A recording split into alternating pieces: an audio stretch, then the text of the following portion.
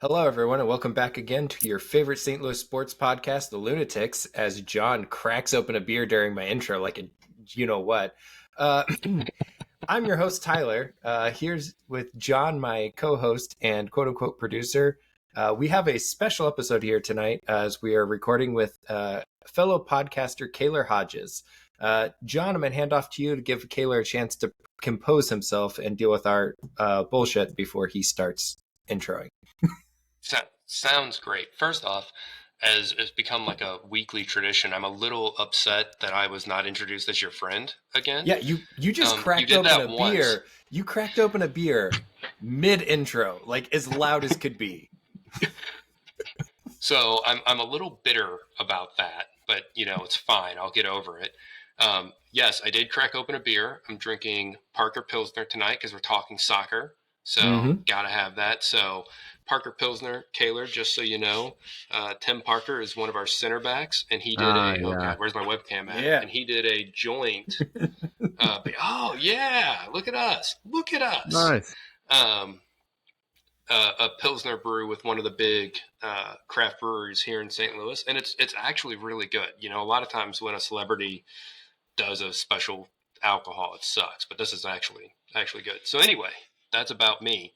Oh yeah. Side note of what I'm drinking tonight is I'm finishing off the Jefferson's Reserve that I've been dreading finishing because it really has not been my favorite bourbon, if I'm being honest. But I needed to make space for my new bottle of single barrel selection of Maker's Mark that I'm pretty excited about. Nice. What a flex. Yeah. So that's what we're drinking tonight. Kaylor, what do you have? This is, I'm gonna be honest, this is just the only stout they had at Aldi. It's the McGuire Drought Stout. It does remind me that because I was looking for something more local, but I was looking everywhere. Legion partnered with Trim Tab Brewery, and they have the Birmingham Legion FC 205 IPA. Ooh. Which the 205 is our area code, and so the 205 IPA, like the Legion logo, is right on front on one of the honestly the best IPAs that you can find in Birmingham. And I'm not an IPA guy personally, but it was one of the few that I drank and was like, I could have at least all of this and not hate myself. So right, been there. I'm not an IPA guy myself either. But we have a soccer IPA as well from one of our other breweries, and it's really good too. It's called Bruligans. Our supporters group is called the Luligans, kind of like yeah, I remember the Luligans. Yeah. The USL show. We're still good friends with them. We have one of your own, Fanuel Kavita. So yeah, we I know all about the Luligans.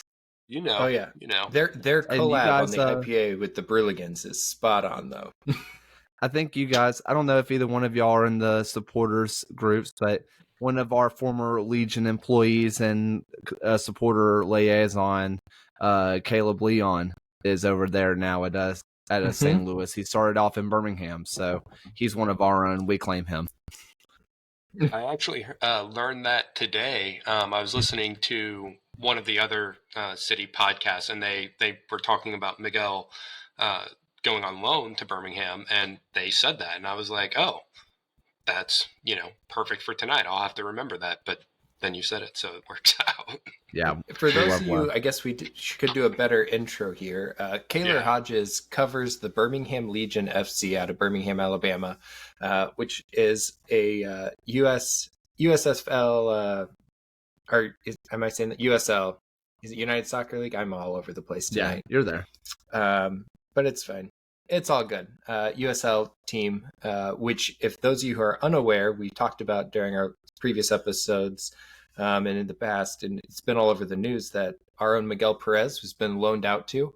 And so he runs a podcast and a page called Hammering Down. You want to talk a little bit about that? Give yourself a nice plug here. Yeah, so I've run Hammering Down. It's a solo show that I occasionally have a couple of guests on, but it's normally just about 20 to 30 minutes of me just kind of getting my thoughts out. Normally I try to write an article first to give myself a little bit of a script, hammeringdown.com. But I think a lot more of your people, if they want to know more about the USL, I am the host of the USL show, which is unbiasedly, or I guess kind of biasedly, I think it's the biggest USL show on the market. It's definitely I listen to it whenever I'm not on it if someone else has to run it. So it's good stuff. I enjoy the work that we're doing over there. And I mean, if you are looking for tactical breakdowns of Legion and specifically Perez and how it's actually all working, hammeringdown.com, I put graphics on my articles. So if you're not a reader and you're a picture book kind of guy, I'm all about picture books. That's me. If you look at those viewers, if you look at my screen, I've actually got your article from Birmingham Legion FC and against Atlanta United pulled up because I thought you had some good stuff in there that I may or may not be picking your brain about as this moves forward. Let's do it. I read that one, and I read I think the one that you published when the news was announced that Perez was being loaned there. And the first thing I said to my wife, who I was sitting with when I read it, is I said, "Oh shit, I've really got to step my game up." Like, oh god, this is like I am amateur next to this. So you're putting out good work, just so you know. Appreciate it, John. You've been amateur hour since the beginning, anyway. It's nothing new. That's true. You're the talent. I'm the brains. You're the talent. So at least we all know our places. That's right. That's right. If you know your role, everything goes well. Exactly. So I have to say, you know, when I was looking into Birmingham Legion after the news was announced, so Tyler and I are really into like the branding of sports teams. So we're like really into kits, we're really into badges and logos and crap. And Birmingham Legion has one of the best badges I think I've ever seen. I love it. Yeah, it's awesome. And one of the best touches about it is the spark coming off of it. So it's a hammer striking an anvil, yep. And then there's the sparks coming off of it. I just think that's freaking awesome. Yeah, the Three Sparks has become the Three Sparks is the official name of our women's team. So like the Three Sparks coming off of that, we have Birmingham Legion, and then we have Birmingham Legion WFC, also known as the Three Sparks. That's what they are referred to as. And yeah, the Three Sparks are the thing that I look for in every single kit. We had one kit last year that did not have the Three Sparks on it, and I absolutely despised it. It's the only kit I haven't bought because that's what I look for in the kits are the Three Sparks on it. Yeah, I mean, they did a good job of tying it into the local community of being a still town. And all that kind of stuff. I think they knocked it out of the park as from before when we were the Birmingham Hammers. And I mean, honestly, it was, if I have a scarf somewhere, but it's just a West Ham logo that they just made red and yellow, like Mickey D's red and yellow, and said, "This is the Birmingham Hammers." And we loved it.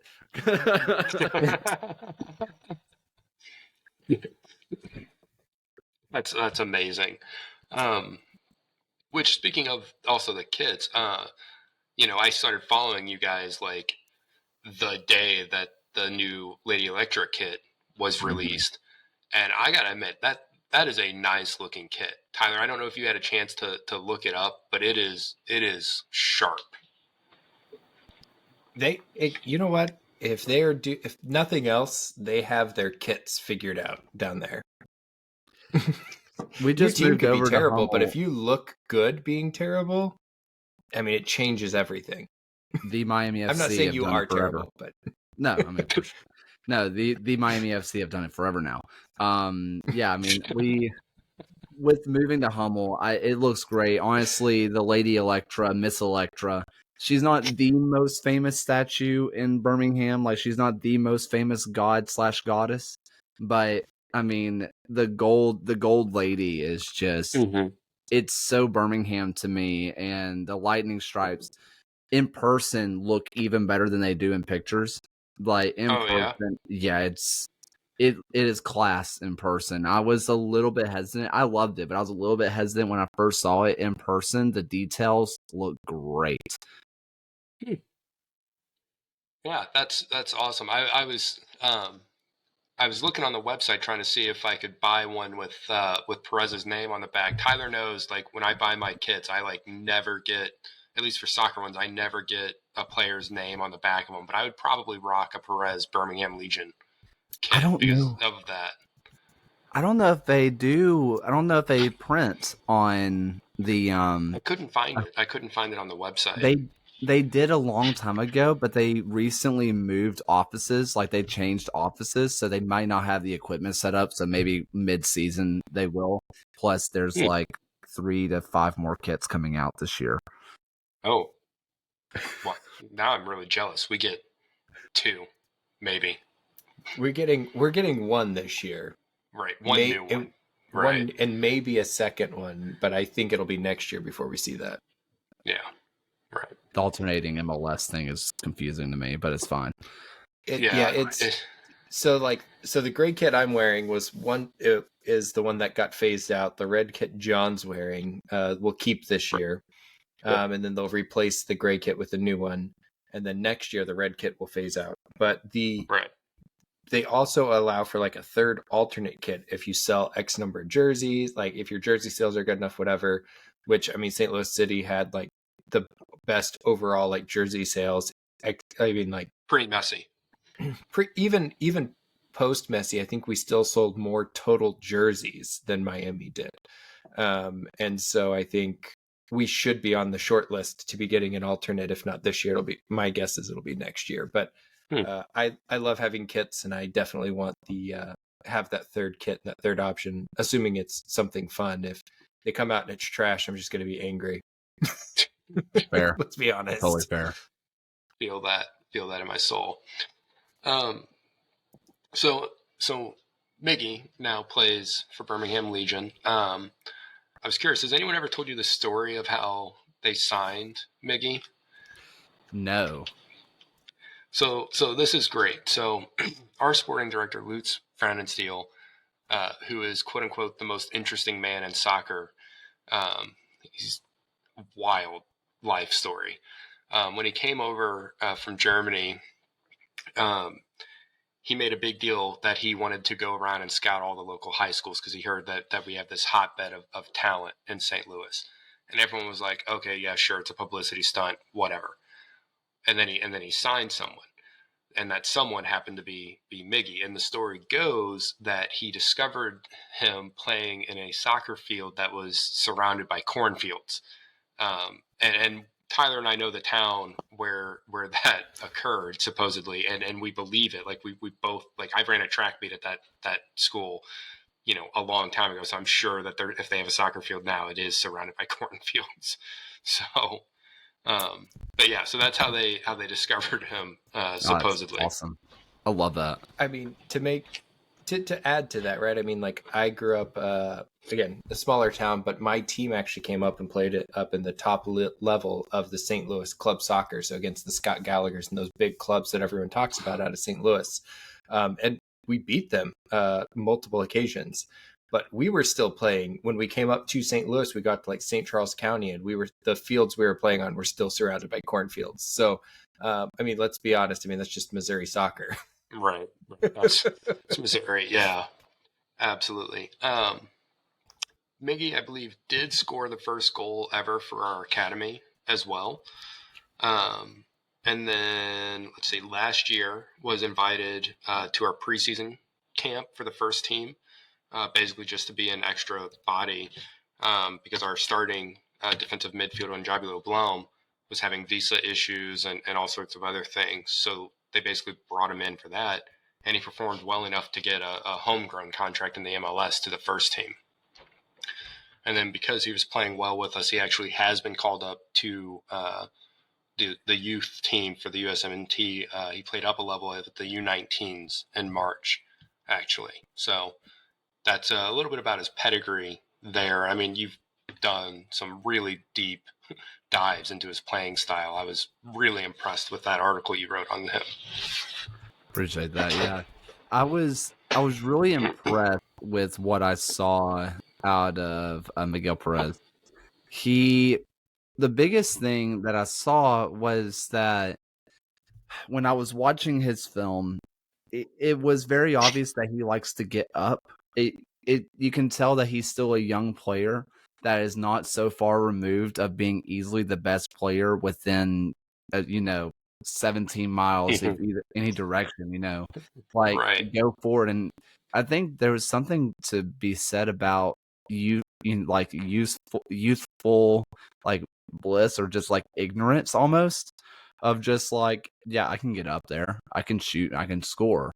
And like he would take shots during the game, just like 1-2 shots a game, but they were never just like I'm just going to try it. It was just like I feel like I can score from this position, why not? The His confidence for his age was really exciting to see. And seeing that's going to be partnered with a Matthew Corcoran, who eventually Finn Callaway, who's our other 17-year-old talent that just got signed. Seeing this youth movement come through our midfield, having these three players that are just so young and so hungry to get their big moves, whether it be, mainstay MLS or Europe, if that's what ends up calling. It was super exciting to see, and just how these players will just all work together. Oh yeah, and I watched the preseason game between Atlanta and Birmingham, and I think what you saw there was pretty typical for what we've seen from Miggy last year. He's fearless. He's very confident in his abilities. He's definitely willing to go in hard on tackles. Love that. And you saw that a lot. Yeah. In fact, I don't think he fouled on Saturday night. He didn't. Which was like impressive to me because he fouls a lot. Like, I think he was averaging 2.5 fouls a game across MLS Next and first team MLS. Yeah, he fouls a lot. Now, like you said, he's kind of coming from the place of being clearly the best player on the team, and now he's playing against people who are better than him, and that does get him in trouble a little bit. When we played like some of the top midfielders in MLS, he definitely, had his lunch money stolen, so to say. But he's definitely got the skills there. Yeah, I mean, that was a lot of what I was seeing, and a bit of what I saw on Saturday as well. He came in as I believe our first substitution with Prosper Kasim going out and Miguel Perez coming in, where Prosper Kasim, who's typically a inverted winger out on the right hand side, we always talk about how he has a golden boot for God, and we don't talk about his right foot at all. We just don't he doesn't have it. It doesn't exist. And he goes over here and he's playing more of this like right at midfield, kind of like shadow striker off of our striker, who I guess we found out on Saturday that we're signing him. It was weird. But he was, instead of playing striker, he was playing like this right wingish midfield.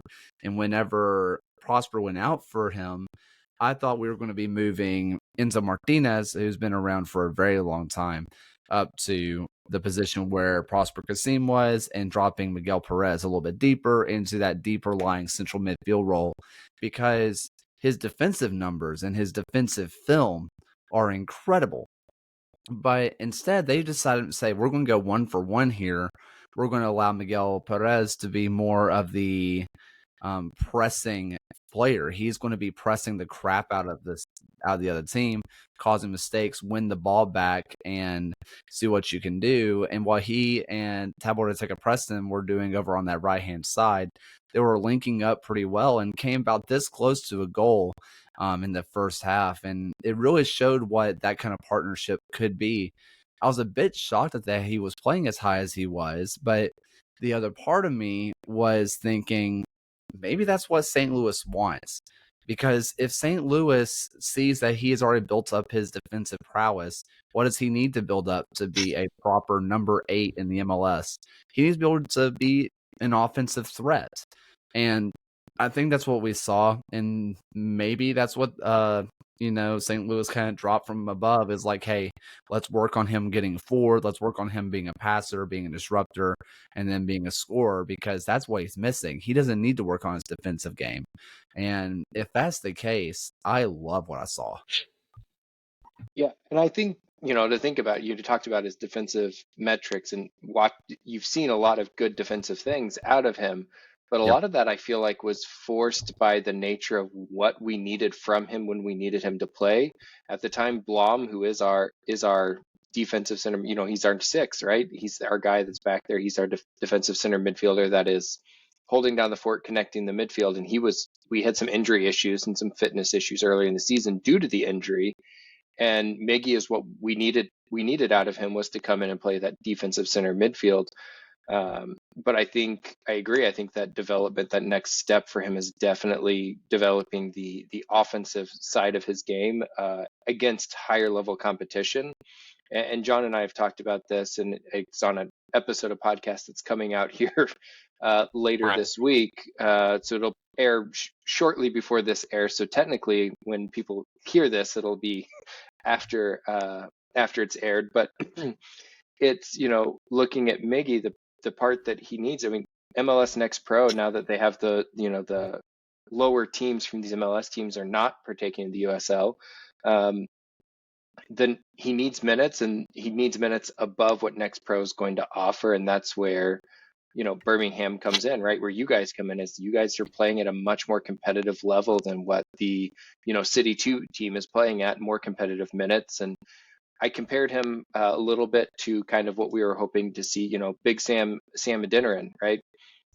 Big Sam played for San Antonio. We called him back up. I mean, lit up MLS when he came up. There's definitely a difference in physical stature. Big Sam there's a reason we call him Big Sam. It's and not Miggy, an ironic nickname. Yeah. I mean, the guy is a monster, and when he is on the field, he's the fastest guy on the field. And so, and I know you cover USL as a whole, right? So I'm assuming you probably saw some of his game footage at some point last year. When he was in San Antonio. Again, I didn't look at his footage super closely when he was in the USL. Incredible. That was one of the biggest gut punches for San Antonio last year, was him not being around anymore. It was like the faucet was on, like the fire hose was fully going in the goals and the confidence, and then the hose just got turned off, and it just felt like San Antonio never fully recovered from it, with some other things, of course, but that's a different podcast. Fair. No, I think feel that's a little bad about that, but we needed goals, so only a little bad. Yeah, it was like when Klaus went down and then Nico got hurt. It was one of those, like, we need the depth, and we have a guy we can recall, so we did. I don't see Miggy being at the point where, like, he's going to be that guy where it's like, oh, we have to recall him this year, which is good for you guys, right? Hopefully, if you guys get used to playing him every day, that you're not worried about having him recalled. But I think physically, that was the other big thing, was that I saw John mentioned against the top level talent. What I really felt like that he ran into, and issues he ran into, was that he just hasn't fully physically developed. He's a scrawny kid, for lack of better words. Some kids, develop really early physically. I was not that kid in high school. I graduated high school while I was a good athlete. I graduated at 6'2" and 160 pounds. So, some guys take longer. He's not Cade Cowell, right? He's not Cade Cowell. Right, exactly. I mean, you look at me now, and trying to drop down from the 250-pound mark, and it's a whole other issue, which is still not near my heaviest weight that I've been at. So, I think you both hit the nail on the head with what Miggy needs to do this year at Birmingham to develop. If you watch his footage, his passing stats when he's not being pressed last year in MLS are really good. I think it was actually the San Antonio game. No, not San Antonio, San Jose game, the one where Sam came back. I think Miggy, and he only played the one half because he got just like curb stomped on his ankle. Yeah, his ankle got destroyed. And at like the 40th minute, and then he just like limped out the rest of the first half. But his passing stats in that game, he was like leading in like key passes and chances created, and he really can make some incisive passes when he's not being overly pressed. But what he's got to get better at is when he has a hard physical press coming quickly on him, being able to keep the ball and still make that pass or not lose it, because he gets pushed off the ball really quick because he is so thin still. So those are kind of the areas that I'm hoping to see him grow at this year. And you mentioned his shots too. So okay, the first shot, Tyler, if I can paint you a picture, was it Preston Itaka, Yeah, who Preston, delivered the cross? Detective Preston, yeah. Yeah, that dude, first off, that dude is legit. Yeah. Oh my God, he was carving up Atlanta's starters in the midfield, and I was just like, I was just like, holy crap, this guy. If anyone like is watching this, like there's going to be transfer offers coming in. Like he is just demolishing them. But he delivers a great cross, and Miggy comes sliding into the box, and I mean, I'm telling you, Tyler, it was like this close off the post. The ball was right there. And then the second one that he ripped, so he goes in on a real hard tackle at the top of the box, steals the ball back, and just rips his shot. And Tyler, last year, every time Miggy ripped a shot from the top of the box, where did the ball go? Just like straight up. Like it was either straight down or straight up. Like there was no. Right. And I honestly thought he was going to make this. It was maybe a foot over the bar. I thought he was going to top bins on the other side. So we've already are seeing improvement from last year, which is awesome. So I hope to see him continue that way. The one thing that you kind of talked about was him being here all year long, and frankly, Legion need that because his other teenage partnership, Matthew Corcoran, 17 years old, and Jay Heaps, our general manager, director of football, has been pretty upfront about it. He's been fielding phone calls about Matthew for about a year now from Europe and MLS. And he turns 18 this summer, and I'll be honest, I don't see him lasting more than a month after his 18th birthday. He's going to be going off to Europe. And what that means, though, is that Perez is probably going to have to be the guy. And he's going to have great leadership beside him with Enzo Martinez, who is 33 years old, I do believe, and has been in MLS. He's done the USL thing. He has USL royalty. And, even though he was playing as a defensive midfielder in this game, he is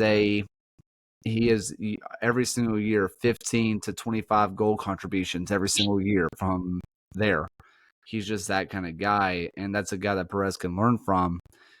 I think that once Matthew is gone, because if he makes it to the end of the season, unless he does a Milano Losky deal where he says, I'll join you in the winter, I'm finishing this season with my boys, which could happen. But it could, but I don't think it will. Miguel is going to have to be the guy in a grown man's league. Like, I know that there are adults in MLS Next Pro, but in the end, your average age is roughly around 19. Meanwhile, your average age in the USL Championship, you're rocking around 28 years old. Like, he is going to be going against grown men every single day in practice, every single game. And at the very least, the training he's going to get against, again, grown men is going to build his strength, because he's going to have to get strong to try to back down defenders like a Fanuel Kavita, as a lot of St. Louis fans remember, or an Alex Cernale, or any guys like that. Like, he's going to have to beef up in order to play. Oh, for sure. And I think that, I mean, you highlight, a huge piece of that, right? It's you have to be ready to play in a grown man's league, and not everyone's Cade Cowell, who, all of a sudden is, a grown man at, 14. And so are built like one. And I think that there's a huge step piece that goes into that. I mean, Enzo Martinez has been been around the leagues for a while. I think he had a stint with RSL and the Colorado Yep. Rapids as well, if I remember correctly. So I mean, like, he's played in MLS, and I think having somebody like that as a leader is really going to help him as far as having a mentor and somebody on the team who knows what he's trying to accomplish. But I think it'll be interesting to see kind of, again, how that goes. And I am curious because I did not see your guys' first game as John did. Do you guys play the press, or do you guys are not so much? Because I know you mentioned in your recap that Miggy was pressing really well, which obviously is important for us as a team who really employs the gegenpress. So that was kind of the thing last year, was Legion were at their best when they press like crazy. And there's conversations to be had there if it was a coaching decision, and he let off the press, Tommy Sohn, or we had some players there at certain points who he lost and it wasn't really his fault, and we don't know if they just weren't listening at that point. And once the morale of a locker room is shot, it is what it is. The second half, when we brought on Emmanuel Johnson, EJ, who he's a trialist, formerly known as Trialist 14, I kind of mentioned this in the article, and I mentioned this when I did my live show down at Ghost Train Brewery with the guys at Soccer Down Here. He was on Golden Retriever duty. It was see ball, get ball. And like Miguel Perez was kind of on that too, but he was like the second line. If the ball got past Emmanuel Johnson, Miguel was told, hey pal, he didn't see ball, get ball. You're the Golden Retriever now, see ball, get ball. And really what was happening in the second half is what I expect to see all year long this year, which is a hyper pressing attack where the front three are going to be just on top of you the whole game. And if you break past that first line of a press, good luck, because the next wave's coming.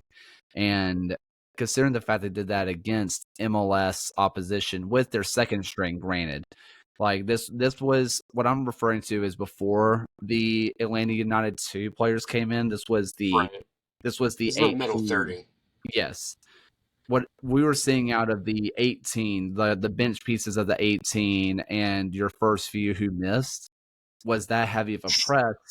That's what I'm expecting all year long. And if so, you're going to see like a gegenpress kind of thing coming out here, which I think Miguel's going to get a lot of training for, especially if he sticks up in that higher attacking midfield role.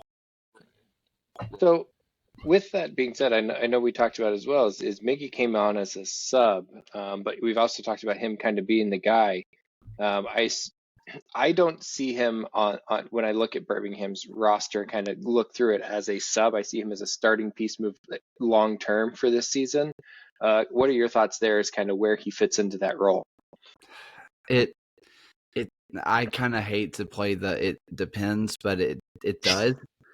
It depends on how the striking situation ends up. Tabor Teka Preston, the guy who's playing right midfield, that you mentioned him before about what he does technically and his speed and how he just carves people apart. At the end of last year, he was our center forward, and he was our starting center forward. And he took over for our club's all-time leading goal scorer. Nico Brett was out, Tabor was in, and he looked great there. The guy that we found out apparently is on the team, Boya Torre. That was wild. He didn't impress, and I don't think he's going to have starting time. So if Tabor Teka Preston ends up going up top, I think what you're going to see is Preston up top, Prosper Kasim filling in his right mid position, which would open up a spot for Miguel Perez to either play in that attacking midfield role or a little bit deeper where Matthew Corcoran and Enzo Martinez were. If it ends up being that there's not a striker signed that's better than Preston, I think he's going to be a starter. If he's not, I think he's going to be a sub piece until Matthew is sold. Yeah.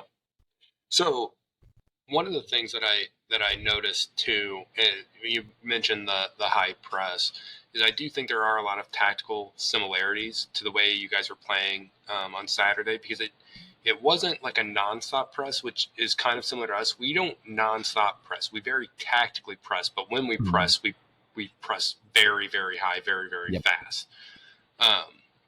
So I am very excited about that for him as well. A question I had for you is: are there any like front runners? Are there any teams that Corcoran has been like heavily linked to that you guys think are like, this is probably the team that's going to sign him? No teams exactly yet. Last year we had another player, Matteo Bunbury, who went on trial down at Benfica. He was getting some looks for a while, and other players on the way. I have been floated rumors from different teams and different kind of playing styles, and kind of figured it out from there. Nothing concrete enough to really say this is for sure, but if I was a betting man, I would be looking at Portugal, or I would be looking at Spain. So it's real deal, like top 6 leagues in England, in Europe. Yeah. All of Europe is England. I agree. Yeah, every single bit of it. I don't. It's not Brexit if it was all England to begin with. That's right. Exactly. How do you stop Brexit? We'll make everything England. It's more of a Brexiter, really. Yeah. There you go. Honestly, there you go. Up until the Queen passed away, right? Everyone could say, you know what? If there's one figure in Europe you can get behind, it was the Queen. I felt the same way until I watched The Crown, and then I was like, I don't know if I like the Queen anymore. I know. Once you got past like the first 2 seasons, you're kind of like, don't know. Yeah. I had another question. Now I can't remember it. Yeah, that's par for the course for John. He's always like, I had something else, but now it's lost. I squirreled. And the best part is that he's the one who's built this whole outline of things that I have on the half of my screen to like keep track of, like, hey, these are things which, I mean, like, I mean, as a whole, have a good idea of what's going on. I thought, again, reading your report and your article and follow up of the Atlanta United was a good team, is a good team in the MLS. Oh, yeah. And you guys, Birmingham playing them to a 2-1 game, it to me is impressive. Do you feel like Birmingham and you guys as faithful felt like you let one get away as far as either a draw or win? Or do you guys feel like you guys played pretty well? Yes. I think that Legion could have drawn this game 2-2, but also considering the fact that this team has only trained together for a week, holding MLS opposition to 2-1 when they've had 3 times the amount of training time together, I think that's a win of itself. I don't think it fully mattered. I'm saying this even though if Legion would have drew with them like we did back in 2019, I would never let any of them live it down, and I would be talking so much trash, and it would, everything would just be utter chaos. But truly, I don't think anybody's walking away disappointed without getting a theoretical point or, walking away with a win. I think we saw a lot of flashes in what this team can be, because there's been some real panic in Birmingham land. This was a team that was kind of dark horse favorites to win it all, and this year are looking like maybe a top 6 team in the East. Nowhere near favorites of getting home playoffs. I think this game kind of showed, hey, we may not be getting the flashy signings because we built the roster last year to compete. It just didn't happen. And I think that this game was more of we did the right pieces last year. We're just ready to do it now. Right. And I think that's important to think about in sports, right? Any team sport, right? It takes time to build chemistry, especially in a place like soccer. Hockey is another one, right? You can bring all these great players together, but getting them to actually understand each other and know where they are. It goes back to when I grew up playing soccer, right? I said we played in these upper St. Louis leagues and we were beating teams like Scott Gallagher and things, and which is ridiculous, right? And because I remember even when it was happening, they were like, the trash talk, at age 14, 15 is pretty on point, after you beat Scott Gallagher and they tell you to get back on your tractors and go back to Rolla. Is fine, but the difference is that we had all played with each other since we were 6, right? 6, 7 years old. We had all been playing with each other competitive. So like that chemistry and knowing where the other player was going to be and knowing what your teammate was going to do without having to look up and even think about it. And, I'm not saying, that doesn't develop overnight, right? And so I think if you guys signed a lot of players and had the team to compete last year, but the chemistry wasn't there, then it would make sense that this year you guys be ready to take that step forward, assuming that you have good coaches in place. Yeah. And we've only had the one coach in our club's history. Like, it's only been Tommy Sohn. And one of our assistant coaches, Alexi Martinez, just got a move up to DC United to be an assistant coach with Zach Prince, and I can't remember the other guy's name, but he was in the USL for a while. Our first ever assistant coach, Connor Smith, he got a head coaching job at Rhode Island, and we've had a bit. And one of our other academy coaches is now the assistant coach at Rhode Island. And so we've had a lot of coaching talent be under the wings of our head coach, and has created a real coaching tree at this point. And I know for several years now, there's been a lot of Legion fans who have been wanting Tommy Sohn out. And if you asked me 2 years ago if I wanted him to be the head coach of the team, I would have said no. But after the coaching job he did last year, of the locker room fell apart and it wasn't his fault. When I say it wasn't his fault, I can truly say that bottom of my heart, I know not his fault. And for him to salvage that and make it a competitive team who took the eventual USL Championship runners up and fought them harder than any other team really in the playoffs until the finals, I think that's a commendable coaching job, and I'm all the way in on it, and I really believe in what this coaching staff can do. And I think that's, especially for our listeners that are City fans, right? I think that's exciting to hear, right? When you loan out a player that you think is a promising young player and you think has a future with your club, or you hope that does, right? You want them to go to a place that has a stable and confident, well-developed coaching staff that's going to help develop that player in the best possible ways. And to me, that's exciting to hear. Yeah, I mean, it doesn't hurt that both Tommy Sohn and Jay Heaps are both MLS longtime players. I mean, Tommy Sohn was in the first ever, I think, Dallas Burn squad. Jay Heaps was a U.S. men's national team player, and they were MLS long time. Both of them were head coaches in MLS. They know what it takes to succeed at MLS. Granted, that was like the 2.0 or whatever, but Right. And I understand that the talent level has increased, but being a professional athlete at the top level has not. That is still the same formula, and they know it.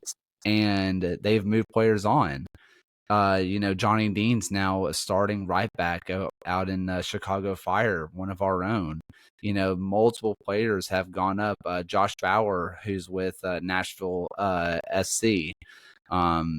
And several players now in Europe that have come from Legion's own.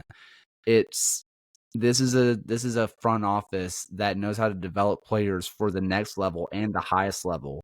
And if you're St. Louis City fans, I think that should excite you in of itself, because he's not preparing Miguel just for the next week and just for going out and trying to win a championship. He's preparing him to be a professional.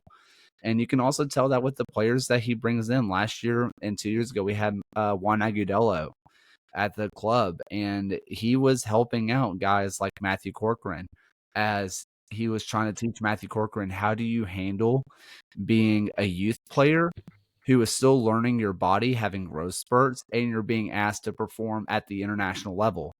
Juan Aguilera taught him that. He was able to learn that. He brings in players like this all the time. Enzo Martinez, someone who's been around forever. Same with Van Welkevita.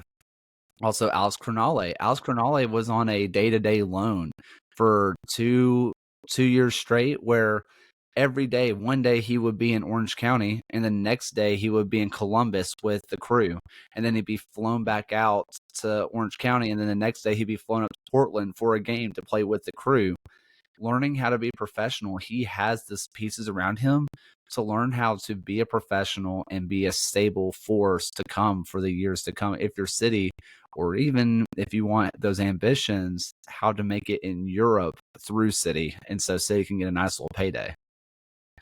Oh yeah, and I think like Lutz's comments after the loan was announced, I think is very reflective of that as his goal is. They want Miggy to go somewhere where he is not only competing, but where he's, on his own, where he's learning how to be an adult, and that he's in a good supportive environment. And it's very clear that Legion has that culture already built for young players. I don't know if it's still this way. Maybe it is, maybe it isn't. But I'm 90% sure that he's going to be living with players. Like, he's going to have his own housing with other players there. And so he's going to be living with someone or multiple people who have been professionals for 1, 2, 3, 4, 5+ years, and seeing their literal day-to-day of how they wake up, what they eat when they wake up, how they train, when they go train, how much resting do they do, from guys who have done it for a long time. And he's going to be able to see that every single day. And I think that's huge. It's the small stuff you don't think about on loans. Yeah, I believe that is correct. One of our like main soccer reporter for the St. Louis Post-Dispatch, which is like the biggest St. Louis newspaper, he does a soccer podcast, and he mentioned something to that effect as well. So I believe you are correct with that. Well, and the other thing, like you said, is St. Louis getting a nice payday is I think Lutz is very high on the value for Miguel. To eventually sell him. We've mentioned our starting defensive midfielder right now. There's already been rumors associated with him moving to Europe, but Miguel is not ready to step in to his place yet. So I think the whole goal is to get to where he is serviceable, so that way we can, play him here for a couple of years and then sell him when we can like maximize his value for us. Well, I think serviceable is maybe not the right term, right? I mean, you think about Blom, and Blom's one of the best sixes in the league as far as connecting the midfield to the back line. I think Perez has that ability in him. I mean, think about, if Perez is able to develop his offensive prowess and push forward a little bit more. I mean, Blom, as great as he is defensively, just scored his first ever professional goal last season with St. Louis City SC. And that's after spending some time with the Kaiser Chiefs out in South Africa. So, I mean, the guy is a stud. So, like, I absolutely love Blom. You know that I love Blom. I know that you love Blom. So there's not really any argument there. But imagine, if you will, a hybrid of Blom and Celio, where you've combined, the offensive prowess and some of that offensive pieces that maybe Blom isn't as as developed as he is, where he can push forward, and especially you talk about the double pivot a lot, that you love the idea of the double pivot. And yes, I did just force a Celio reference into there just because, but I think it's important to think about that offensive ability that Blom's lacking, but more than serviceable. I think they really want Miggy to be able to step in and be the guy for a little while. Well, and what I mean by serviceable is, is serviceable, I guess, actually. Like, when Blom leaves, Miguel is not going to be at Blom's level, right? But he's going to be good enough, is what I mean, basically. And then get him to continue to develop past that. But also, okay, so Celio Pompeo is who Tyler's referencing there. He's one of our winger, striker, attacking midfielders. He's very clearly the guy with the best dribbling skills on the team. He's Brazilian. He lives for dribbling at defenders. And so if you saw, I don't know how well it was coming through because Riverside tends to make everything blurry for you guys, but I was really glaring at you when you were yeah, he's going to be somewhere between Blom and Celio. Okay, everyone on the team is somewhere between Blom and Celio with regards to dribbling. This guy is phenomenal, right? What I'm saying is you add some of the offensive abilities of Celio into a player like Blom. So if you can develop and kind of build out that repertoire, more importantly for Kaylor, who probably hasn't watched many of our podcasts, probably not. Celio is my favorite player on St. Louis City, and I am always pushing for him to get more time and more minutes, and I find a way to try to reference him every episode we can, if at all possible. And so I saw a small window of opportunity, so I tried to seize it there. I completely respect that. My entire podcast is basically Prosper Kasim propaganda, to be honest. That's my entire goal is for people to realize that he's actually really, really good and just shove that as much as I can. Eventually, everybody is going to agree with me whether they like it or not. So you and I have similar opinions on different players, but we're pushing the same agenda. Kaylor, you're a guy that I know I can get behind now. Yeah. I mean, I have an agenda. I mean, listen, I'm a white guy with a microphone.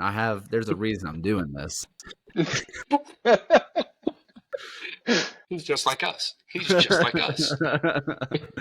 We are doing this because we are white males in America, and we can because we have a microphone in front of our faces. A microphone, John and I have said it. Connection and opinions.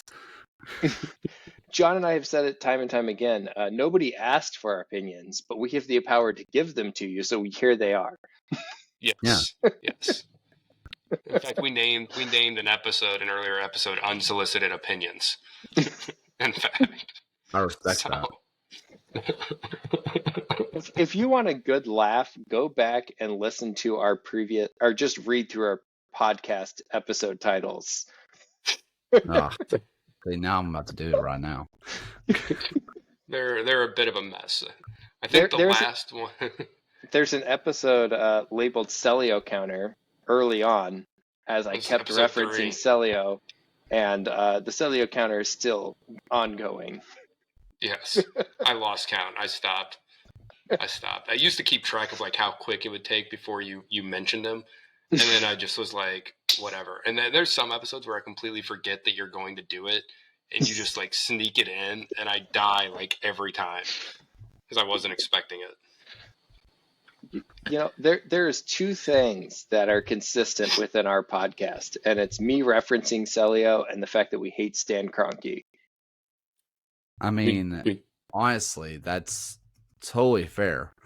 I mean, yeah, I mean, sure. I can get just behind being that American. one. I can get behind that one.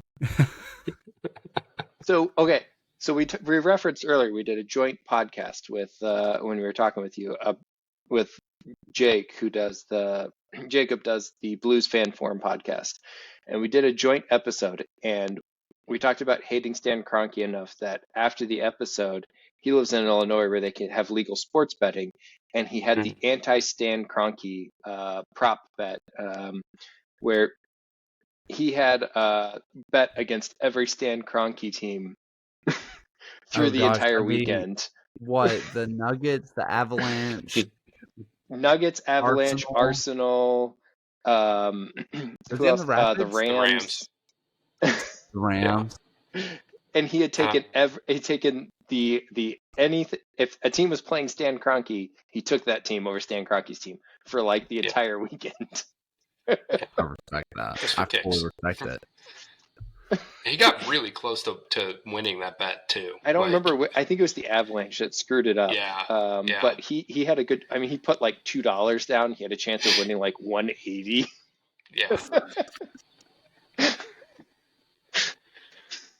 Oh God. Hey, it's the little things we do here that make this worthwhile. Yeah. Again, That's right. I've had people ask, okay, what tells you you're having a successful podcast? And I was like, well, I already have a successful podcast. And they're like, well, what do you mean? And I was like, I enjoy making a podcast and I have an excuse to talk to one of my best friends at least Yeah. once a week on average for about sports, for just because. And if nobody listens, nobody listens, but I had fun making it. Yeah. Hey, See, that's when all you people need. ask me that question, I just tell them, well, the bar is so low that just getting the episode up, it makes it a success. So, Oh, see, I have just started posting immediately. I just have to. I'm just like, I post immediately. If I need to edit it later, I'll fix it. So if you listen to some of our earlier episodes, John's like, oh, we can edit that out. John has he has made one edit on one episode for the entire season, for all of our episodes. And that one edit was because I may or may not have been at a conference and really hammered, but didn't want to not record. So I am drunk as a skunk recording, and I may have gotten belligerent and said some things that shouldn't have come out. Nothing that bad, but a lot of curse words in a span of 30 seconds. And he's like, yeah, I'm just going to cut that. yeah. You said it, and I was just like, it doesn't even matter. It's gone. It won't make the final. I had a moment after the Legion Atlanta game where I was doing this live show at Ghost Train Brewery, microphone in hand, speaker going out, and I sat down with the microphone and I was talking, and I realized in that moment, oh my God, that stout was a 12.5, and I drank it a little too fast. I was like, I have no idea what I'm saying. And then I had another moment. I was like, it's fine. And then I look over and I see Legion's assistant coach staring me right in the eyes as I am doing this whole thing, and I'm like, all right, come on, we gotta lock it in. Lock it in. Yeah, do you guys do that sort of thing a lot? I saw you posting about it after. I thought that was really cool that you guys did that, because it wasn't just you, right? It was a couple people, and it was a whole forum thing, right? So the people, basically soccer down here, I do a show with them every month with the USL show, and one of the main guys, Longhorn, he does the play-by-play for Atlanta United, so he's kind of bigger name. And then John Nelson, John Nelson, he goes over there and he does a lot of stuff with Atlanta United 2, and so I got connected with them, and they do a live show every single year after or before the Atlanta United game. But every single away game, I go out to that brewery and I set up my microphone. I do play-by-play. I do the whole thing there for a live show while I watch. Yeah, so it's a blast for every away game. You were talking about downing your beverages too quickly. I had a nice glass of bourbon to start and realized about 15 minutes in it was empty. So I had to refill it and kept rolling. And I was like, at some point, I really hope this doesn't come back to bite me in the ass. And it probably has with some of my rambling. But so far, I feel like I've held it together better than some of our episodes. No, I think your liver has stepped up its game over the last 6 months. You're keeping it together tonight. So I had a coworker. This is fun talking about your liver. My coworker was talking to me, and they were like, "Look, I need to tell you something," because they actually started watching our podcast, and they're like, "You pound this stuff on some of these episodes," and I'm like, first of all, don't need your judgment. Second of all, yes, I do. But she was talking. She was like, "Oh man, my college years." She's like, "I didn't even slow down, but all I drank was Goldschlager. So if I ever die at work, let them know they can have every organ but the liver, because I'm pretty sure it's half gold at this point, and I need that to go to the family." So, yeah, I'm pretty sure I understand how muscle building works. I'm pretty sure how muscle building works is whenever you're working out, your muscles tear, like micro tears, and the muscle that builds up is actually scar tissue, which is where I have to remind people. Yeah, I have to remind people, my liver is strong. It is a muscular liver. It's fine. Yeah, it's like the Buffalo theory. So this is one of my favorite theories. I've been preaching this for years. So you know that as the Native Americans hunted the buffalo herds, they tend to catch the slowest buffalo, and over time the buffalo herds would get faster and more efficient, move fast, etc. Right? Yeah. I like to think that alcohol does the same thing. It's really only picking off the slower, inefficient brain cells, and my brain is actually more efficient long term because of my drinking. I mean, it's a blood thinner, so at the very least, it's all going faster. That's right. Your logic is infallible. If you're ever concerned, I mean, obviously have your shot, get the blood thinners going, get the blood cells to the brain a little bit quicker, and then have a cup of coffee to make sure you're wide awake. I don't think anybody's ever had an issue with mixing uppers and downers. I have never seen anything about that, so I think honestly, I'm going to consult my local pharmacist, and I'm pretty sure they're going to tell me go ahead and do it. Spoiler alert: he's his local pharmacist, Kaylor. I mean, see, yeah, it's the let's thing. be honest. The next pharmacist I'd ask is John. So, and he's smiling, so he's going to tell me to do it. Yeah. It's fine. It probably won't kill you. It's fine. Yeah, see, the math works out. I'm not a math guy, but I can do some simple math. If one goes up and the other one goes down, you just end up normal again, so it's fine. That's right. That's right. You end up back at zero. That's exactly how that works. Honestly, that's why Four Loko was such a good drink, right? Because the caffeine and caffeine counteracted the alcohol. So that really, you never got drunk at all. Right. And nobody ever got hurt by it. So, proof of concept. Yeah. Oh God. The other thing that you said in there. Oh yeah, we're doing a soccer podcast. Yeah, right. Before we got too far off on the brewery conversation, so do they stream like every game on their YouTube channel, or how can we watch? ESPN Plus, and it's going to be ESPN Plus and CBS Golazo and the CBS network. That's where all Legion games. So, you can find replays of them, almost all of them on YouTube. But it's going to be on the USL YouTube channel, not on Legion's, but it will be on the USL because I believe that they are geo-locked until the game is over, and then you can watch the replay live, or you can watch the replay on YouTube. So that's the way I understand it. I don't know which games are going to be CBS Network / Golazo, but like it's like that's where half of the games are going to be this next year, and then the other part of them are going to be on ESPN Plus. Is it Paramount that is paired with CBS? Yes, I'm not sure how many games. I don't know how many USL games are going to be on Paramount, though. I don't think it's going to be that many. Don't you crush my hopes and dreams right now, Kaylor. But the Golazo Network is free, so like you just have to create an account. Yeah. So that makes me feel better. See, look, now we're educating our listeners as well as me. True. That's right. Yeah, that's right. And the majority of our listeners are City fans. We have definitely, apart from our moms, the rest of them are City fans. So here's a fun piece, Kaylor. I at one point drunkenly go, my mom doesn't listen to shit, so it doesn't matter what I say. To which my mom tagged us both on Facebook and goes, I do in fact listen to shit. That's a tough day. That was a rough day on the social media platforms.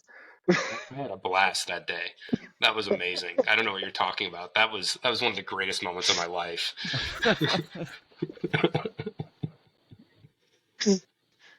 It's almost as good as when your mom called us out for the Spirit of St. Louis and drunkenly trying to remember who flew it.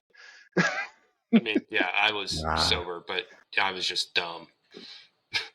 But close I was enough. We were trying to say it was Amelia Earhart, but it was definitely Charles Lindbergh, and his mom was listening to the episode. his mom was listening, was like blowing up his phone. She's like, "It was Charles Lindbergh." I mean, And Mom, there's your shout out that you asked for correcting Mom. us. Hey, thanks, Mom. Thanks, moms, for keeping us honest.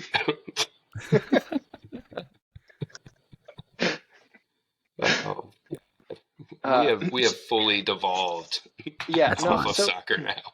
So do you know what's, yeah, I don't know if there's a whole lot more that Kaylor you wanted to cover, or if you had questions for us about any of the goings of the St. Louis sports realm. Because before I go, I figured I would ask you that, and then I have we do a occasional 10-second yes or no, and I have a couple questions for you.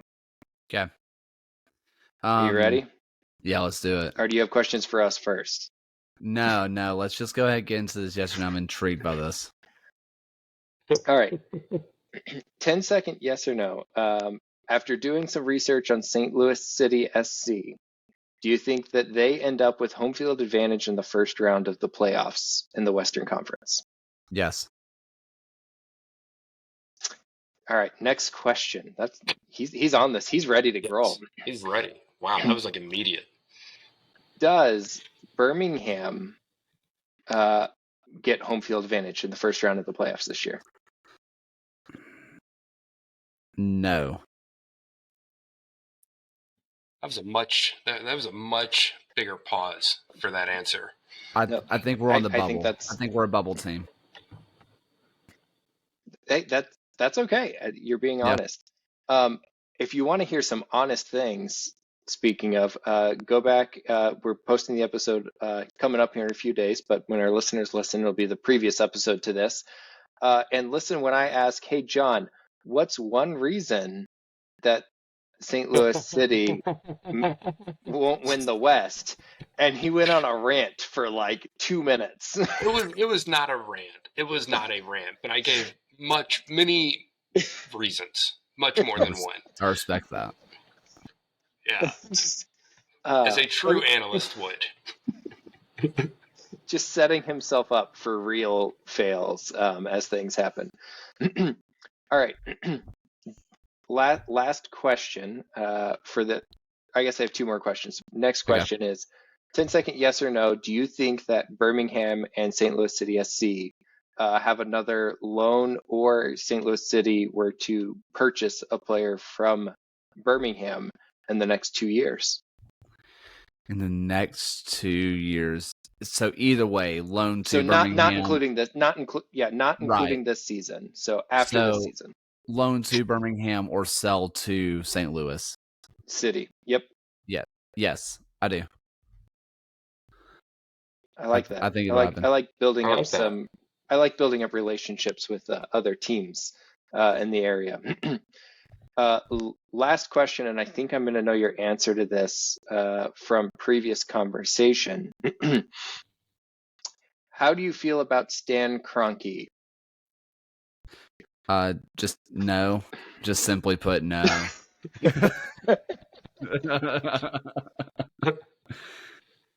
I mean, you know what? That's the correct answer. Yeah, that's kind of all I can really. The issue is that like all the sports that I really like, or the like sports that I follow, it's not really much of a daily life of me. And now I'm trying to remember, does he own the Rockies? No. Okay. No. Then, like, what he does doesn't really affect me in my sports fandom, like, in the slightest. And yeah, I don't like him, which that's just say something. If what you do affects me zero, if what you do affects me zero, like my livelihood is not affected by fandom or just anything, and I don't like you, that's not good. What have you done wrong in your life to the point where I think that you're just not a good person, and I have nothing that truly affects my day-to-day life outside of the fact that his spouse owns Walmart? I mean, we talked about it before we started filming. I mean, Walmart's a sign of wealth in our parts. Oh yeah, no. Where I grew up, man, it was a big deal that my hometown had the Walmart Supercenter in the area, and I will take that to the grave. And that's fine. My hometown did not have the Walmart. Yeah, and it shows, John. It shows.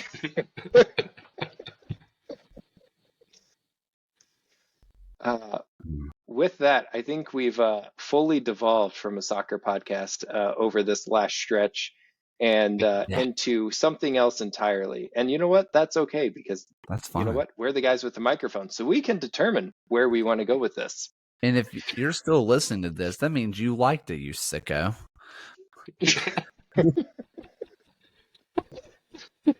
He's not wrong. He's not wrong. He's not wrong. John's choking on air over here because he's laughing so hard. Forgot how to breathe for a moment. But more importantly, what I think we established here at the end of the podcast is that nobody here cares for any club that is owned by Stan Kroenke. And with that, Stan Kroenke, we hate you. Good night.